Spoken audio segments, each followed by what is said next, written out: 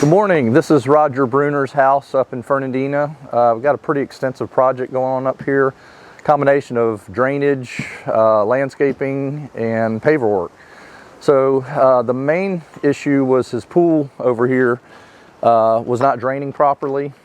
If you look down here at the ground, this is his old channel drain. It's 1.5 inch and it just doesn't flow the water. We are now changing to a 4-inch channel drain, which will move quite a bit of water.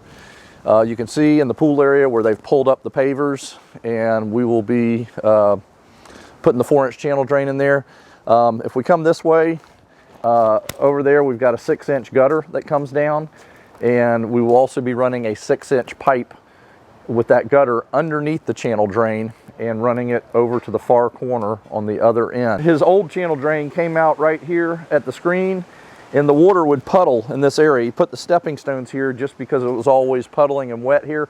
It also puddled inside his pool because it just wasn't draining. So once we get the 6-inch drain connected to that gutter and we run the new 4-inch channel drain, we're gonna pipe it down to this far corner, and that should get rid of all the water and take care of his drainage problem. Coming to the pavers over here, Roger doesn't like the step there, makes it difficult for walking, so we're going to eliminate the step, pull these pavers out and ramp it down. And then coming over here, we've got one other spot. He's got these pavers that step down, and we're going to pull all those up and make it just a ramp smooth so there's no trip hazard. So we got the drainage, we've got the pavers that we're working with, and then we will be landscaping behind the pool. Should come out really nice when we get everything done. Good morning, Mike Oakes with Earthworks.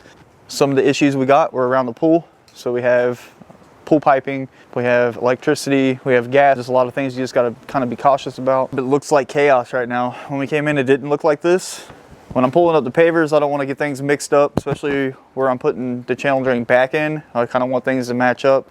So I just kind of, take one paver at a time. Take one side, work on your left side, get your whole left side done on that side of the channel drain, then work your way on the other side.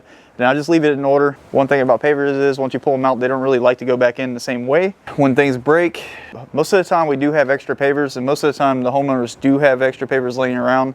That's why I leave 5 extra pavers of each size. That's just so you can have everything that matches. So if anything does break, you don't have to go rush out and try to find something that matches. It's already the same die-a-lot. You're able to install it, and it looks exactly the same as what was already installed to begin with. That doesn't necessarily always happen. Sometimes you will have some breakage and you won't have extra pavers, so you just got to keep your fingers crossed, and hopefully we have them at the bluff, or we might have to order them. So we noticed that some of the channel drains weren't actually installed properly, so that's actually causing erosion underneath the pavers and causing a lot of humps and lumps in here. In this case, they just had things butting up against each other, which they didn't have nothing taped off, so where the water ran in, it kind of just ran right back out and caused erosion problems. So that's another reason why we're upgrading everything out here, just so everything stays looking nice.